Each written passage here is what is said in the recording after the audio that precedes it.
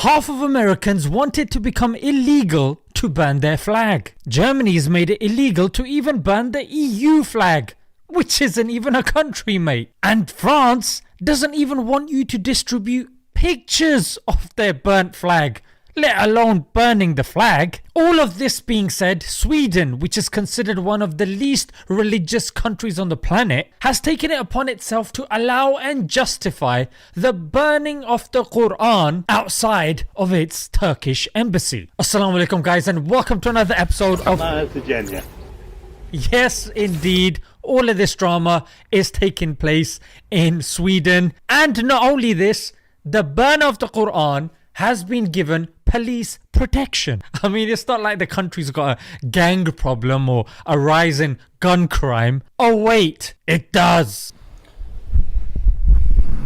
Okay. One second. Okay. I mean, the country is very advanced in terms of LGBT. It's one of the most inclusive countries, mate, yeah?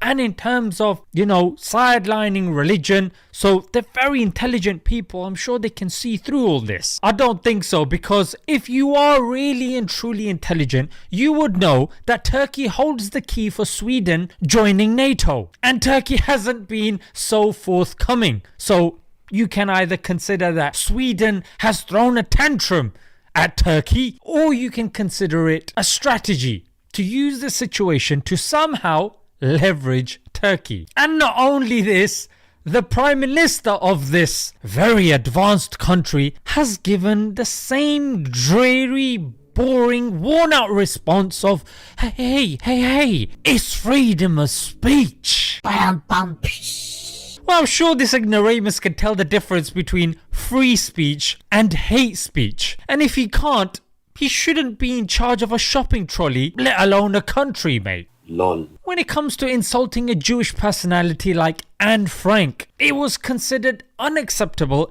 and the official was suspended. There was no discussion of free speech. And if that's not all, the Jewish folks are getting a special investigator to help them fit in better into the country, mate. And good on them, I say. But in that investigation, I don't think they're gonna include burning the Jewish holy book to facilitate all this, mate. That's only reserved for the Muslims. Yeah? And look at my second example. Because Sweden has closed 17 Islamic schools because they're unhappy with what's being taught. No freedom of speech for the Islamic schools there, mate. Yeah? And I have a question. Because like I said, Sweden is amongst the topmost countries when it comes to LGBTQ rights.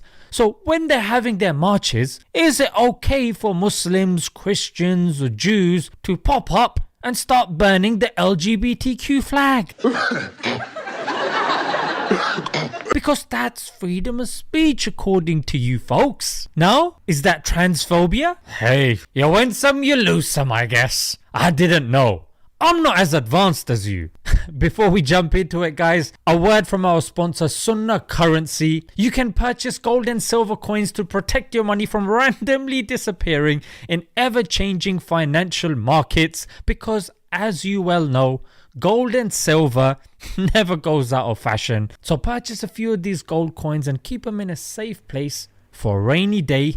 Invest today. So let's move on to the guy that was actually burning the Quran, yeah? His name is Rasmus Paludan. He's the leader of the far-right political party called Hardline.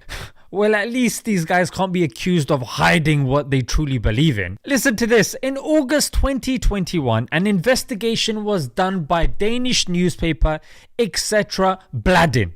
And this revealed that he had been talking about hardcore fetish sex with kids on a Discord server. Let me guess, Sweden. He was just exercising his freedom of speech with these kids. You're somebody that must be watching pornography. Where we come from, that's messed up, mate. But when you're from an atheistic country and you cannot prove right or wrong objectively, your moral fabric has long been burnt away. So it's only fitting that you show the world physically how you have morally declined and disgrace your country in front of the world. And another vital point that this highlights is the Quran is the only ancient holy book that if it's burnt, removed from every home on this planet, the Quran is the only ancient book that can be reproduced word for word, because it's the only book that has been mass memorized, and that is only one way